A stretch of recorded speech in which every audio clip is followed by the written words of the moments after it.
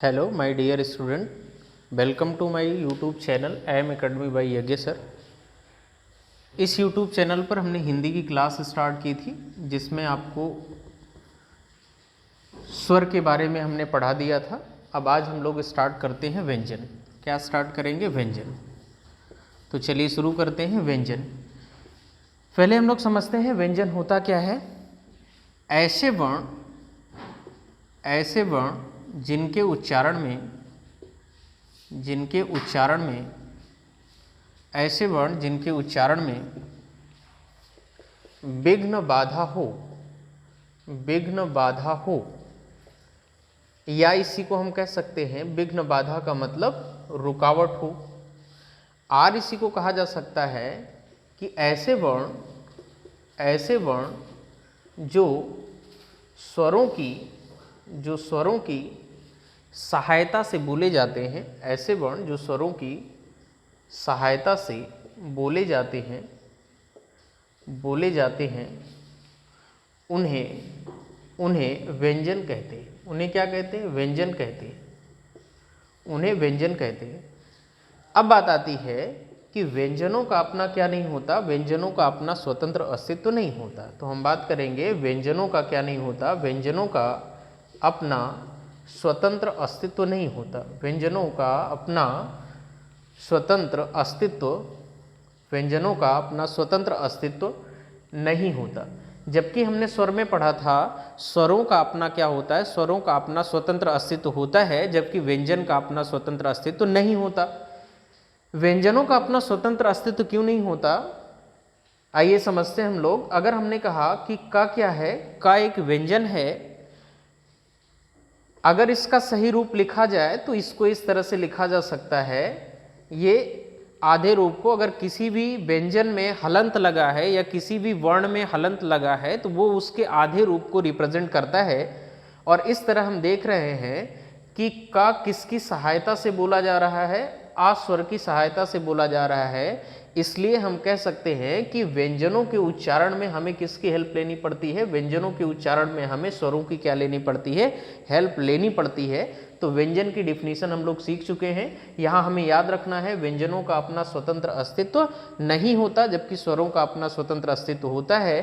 का पूरा रूप हमें लिखने के लिए ये समझना होगा कि का में अगर हम हलंत लगा रहे हैं तो ये आधा का को रिप्रेजेंट कर रहा है प्लस आ, यानी इसके सहारे से, यानी स्वर के सहारे से क्या किया जा रहा है, ये बोला जा रहा है। अब बात आती है कि हमने पढ़ा था व्यंजनों की संख्या कितनी थी। पिछले वीडियो में हमने पढ़ा था व्यंजनों की संख्या कितनी थी, 33। तो इनकी भी कितनी, 3 कैटेगरी में हम लोग पढ़ेंगे। एक तो स्पर्श व्यंजन है, स्पर्श व्यंजन, और स्पर्श व्यंजनों की संख्या कितनी है, 30। स्पर्श व्यंजनों की संख्या कितनी, 25। इसके अलावा आपको 4 मिलेंगे अंतस्थ व्यंजन, अंतस्थ और अंतस्थ की संख्या कितनी, 4। इसके अलावा आपको मिलेंगे ऊष्म व्यंजन, और ऊष्म व्यंजनों की संख्या भी कितनी है, 4। यानी अभी हमें व्यंजन कितने हैं, 33, और इसमें हमें ध्यान रखना है कि 25 क्या हैं, स्पर्श व्यंजन, और 4 क्या हैं, अंतस्थ व्यंजन, और 4 क्या हैं, ऊष्म व्यंजन की कैटेगरी में रखे गए हैं। अब हम सबसे पहले सीखते हैं स्पर्श व्यंजन को। क्लियर? तो स्पर्श व्यंजन को समझते हैं। आप इसको नोट कर लीजिएगा या स्क्रीनशॉट ले लीजिएगा। स्पर्श व्यंजन को हम लोग समझते हैं। स्पर्श व्यंजनों की संख्या कितनी है भाई, 25 या 25, और इनको 5 वर्गों में क्या किया गया है, 5 अलग अलग वर्गों में क्या किया गया है, इनको डिवाइड किया गया है। एक तो स्पर्श व्यंजन कितने भाई, 25, 25, हमने कहा 5 वर्गों में। तो पहला कौन सा होगा, का वर्ग, दूसरा कौन सा होगा, च वर्ग, तीसरा ट वर्ग, अगला ता वर्ग, अगला कौन सा, प वर्ग। तो ये 5 वर्ग आपको मिलेंगे, और हर वर्ग में कितने लेटर मिलेंगे आपको, कितने अक्षर मिलेंगे, हर वर्ग में आपको 5 वर्ण मिलेंगे। ये क्या हो जाएगा पूरा, क ख ग घ और अंग। इसमें मिलेगा आपको च छ ज झ और इया। इसमें क्या मिलेगा आपको, ट ठ ड ढ और अड़ा। इसमें क्या मिलेगा आपको, त थ, द, ध और न। इसमें क्या मिलेगा आपको? प, फ, ब, भ और म। क्लियर? तो आप समझ चुके हैं कि व्यंजनों की संख्या कितनी है? 33 यानी 33। उसमें से स्पर्श व्यंजन कितने हैं? उसमें से स्पर्श व्यंजन आपको मिलेंगे 25। और कौन कौन से हैं? तो यही 25 क्या हैं? स्पर्श व्यंजन हैं। अब देखिए यहाँ से क्वेश्चन आपसे बना सकता है, क्वेश्चन दे दे और पूछे निम्नलिखित में से कौन सा स्पर्श व्यंजन है और कौन सा स्पर्श व्यंजन नहीं है। तो हमें याद रखना है कि स्पर्श व्यंजनों की संख्या 25 है, 25 है। इसी में से हम क्या करेंगे? आंसर निकाल लेंगे। अब बात आती है कि इन वर्गीय व्यंजन का जो पांचवा वर्ण होता है, ये वर्गीय व्यंजन के जो पांचवें वर्ण होते हैं, इनको क्या कहा जाता है? इनको कहा जाता है नासिक्य वर्ण। क्या कहते हैं? नासिक्य वर्ण। क्यों इन्हें कहा जाता है नासिक्य वर्ण? क्योंकि ये वर्ण किसकी सहायता से बोले जाते हैं? नाक से बोले जाते हैं, यानी नासिका की सहायता से बोले जाते हैं। किसकी सहायता से? नासिका या नाक की सहायता से बोले जाते हैं। इसलिए इसे किस नाम से? नासिक्य वर्ण के नाम से जाना जाता है। अगर आपसे इस तरह का कोई क्वेश्चन पूछता है नासिक्य वर्ण बताइए, तो नासिक्य वर्ण की संख्या कितनी है? 5। कौन कौन से हैं? आपके सामने ये सर्कल किया हुआ है, यही क्या है? यही नासिक्य वर्ण है और इनकी संख्या कितनी है? 5 है। क्लियर? अब यहाँ कभी कभी क्वेश्चन पूछता है आपसे स्पर्श व्यंजन के बाद फिर हम आएंगे कहाँ? अंतस्थ व्यंजन पर। अंतस्थ व्यंजनों की संख्या कितनी? 4। अंतस्थ व्यंजन कितने हैं? अंतस्थ व्यंजनों की संख्या कितनी है? अंतस्थ व्यंजनों की संख्या कितनी है? 4। कौन कौन से अंतस्थ व्यंजन 4 हैं? या, र, ल और व। ये चारों के चारों क्या हैं? ये चारों के चारों अंतस्थ व्यंजन की कैटेगरी में रखे गए हैं। अब इसमें से भी एक डिवीजन है। जब आपसे क्वेश्चन पूछा जाएगा अंतस्थ व्यंजनों की संख्या कितनी है? 4। निम्नलिखित में से कौन सा अंतस्थ व्यंजन है, कौन सा नहीं है? तो अपने आंसर कर लेना है। या, र, ला, व अंतस्थ व्यंजन है। अब इसमें से भी अगर आपसे क्वेश्चन पूछा जाए कि हिंदी वर्णमाला में अर्धस्वर बताइए, तो हिंदी वर्णमाला में अर्धस्वर आपको क्या आंसर करना है? या और व। ये क्या है? अर्धस्वर की कैटेगरी में रखे गए हैं। अगर आपसे क्वेश्चन पूछा जाए हिंदी वर्णमाला में पार्श्विक वर्ण बताइए, पार्श्विक वर्ण बताइए, तब आप आंसर क्या करेंगे? पार्श्विक वर्ण अगर आपसे पूछा जाता है तब आंसर करेंगे आप क्या हो जाएगा? ला। अगर आपसे क्वेश्चन करे हिंदी वर्णमाला में लुंठित वर्ण बताइए, कौन सा ऐसा वर्ण है जिसे क्या कहा जाता है? लुंठित वर्ण के नाम से जाना जाता है, तब हमारा आंसर होगा क्या? तब हमारा आंसर होगा रा को किस नाम से? लुंठित वर्ण के नाम से जाना जाता है। तो शायद क्लियर हुआ होगा। स्पर्श व्यंजन 25 हैं, कौन कौन से हैं वो आपके सामने लिखे हुए हैं। फिर हमने कहा हिंदी वर्णमाला में नासिक्य वर्ण बताइए, तो नासिक्य वर्ण की संख्या कितनी? 5, क्योंकि इनका उच्चारण कहाँ से होता है? क्योंकि इनका उच्चारण नासिका से होता है, इसलिए इसे किस नाम से? नासिक्य वर्ण के नाम से जाना जाता है। फिर हमने कहा हिंदी वर्णमाला में अर्धस्वरों की बात अगर आपसे पूछी जाए तो हिंदी वर्णमाला में अर्धस्वर कौन कौन से हैं? या और वा को किस नाम से? अर्धस्वर के नाम से जाना जाता है। हिंदी वर्णमाला में पार्श्विक वर्ण बताइए, तो ला क्या है? पार्श्विक वर्ण है। जबकि हिंदी वर्णमाला में लुंठित वर्ण कौन सा है? तो रा को किस नाम से? लुंठित वर्ण के नाम से जाना जाता है। क्लियर? अब हम आते हैं उस में, तो उस वर्ण की उस व्यंजनों की संख्या भी कितनी है? उस व्यंजनों की संख्या भी कितनी है भाई? 4 है। उस व्यंजन कितने हैं? 4। तो हम इसको रफ कर रहे हैं और उस व्यंजन हम लोग समझते हैं। क्लियर?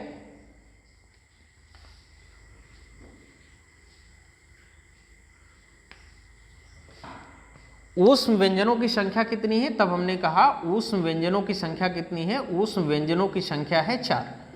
कौन कौन से हैं भाई? श, ख, स और ह।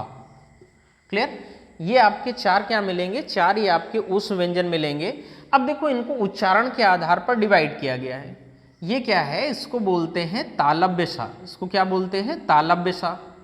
और इस सा को क्या बोलते हैं? क्योंकि इसका उच्चारण कहाँ से होता है? तालु से होता है, इसलिए इसे क्या बोलते हैं? तालव्य सा। इसका उच्चारण कहाँ से होता है? इसका उच्चारण मूर्धा से होता है, मूर्धा से, इसीलिए इसे क्या बोलते हैं? मूर्धन्य सा। और इस सा का उच्चारण कहाँ से होता है? इस सा का उच्चारण होता है कहाँ से? इस सा का उच्चारण होता है दांत से, यानी दंत से, इसलिए इसे क्या बोलते हैं? दंत सा के नाम से जानते हैं। तो अभी हमें याद रखना है कि इन तीनों सा में अंतर क्या है, तो इसे क्या बोलते हैं, तालव्य सा, क्योंकि इसका उच्चारण कहाँ से होगा, तालव्य से होगा, तालु से होगा, इसलिए इसे तालव्य सा। इसका उच्चारण मूर्धा से होता है, इसलिए इसे क्या बोलते हैं, मूर्धन्य सा बोलते हैं। और इसका उच्चारण दंत से होता है, यानी दांत से होता है, इसलिए इसे क्या बोलते हैं, दंत सा के नाम से जानते हैं। क्लियर हुआ। तो उस व्यंजनों की संख्या भी कितनी हो गई, 4। तो हमने व्यंजन के बारे में पढ़ा और व्यंजनों को समझा। अब हमें पढ़ना है संयुक्त व्यंजनों की संख्या भी कितनी होती, 4। ध्यान दीजिएगा, संयुक्त व्यंजनों की संख्या भी कितनी होती है, संयुक्त व्यंजनों की संख्या भी कितनी होती है, संयुक्त व्यंजनों की संख्या भी कितनी है, तब हमें आंसर करना है क्या है, 4। अब बात आती है कौन कौन से संयुक्त व्यंजन है, तो 4 कौन से हैं। एक तो आपका मिलेगा छत्र, छत, त्रंग, ज्ञा और कौन सा, ज्ञा के साथ साथ स्रा।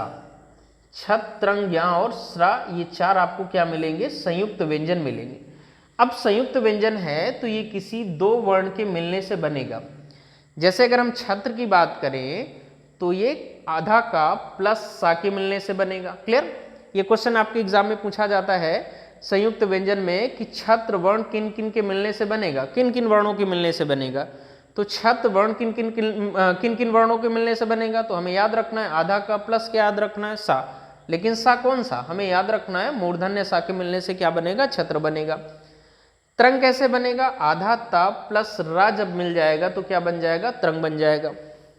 ज्ञा कैसे बनेगा, आधा जा प्लस क्या बन जाएगा, आधा जा प्लस या मिल जाएगा तो क्या बन जाएगा, तब आपका बन जाएगा क्या, ज्ञा। और स्रा कैसे मिलेगा, आधा सा प्लस रा मिल जाएगा तो क्या बन जाएगा, स्रंग बन जाएगा। तो इस तरह से संयुक्त व्यंजनों की संख्या भी कितनी, 4।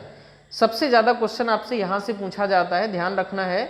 जैसे आपसे क्वेश्चन किया जाएगा छत्र किन किन वर्णों के मिलने से बनता है, तो हमें याद रखना है त्रंग किन किन वर्णों के मिलने से बनता है, ज्ञा किन किन वर्णों के मिलने से बनता है और स्रा किन किन वर्णों के मिलने से बनता है, तो हमें याद रखना है।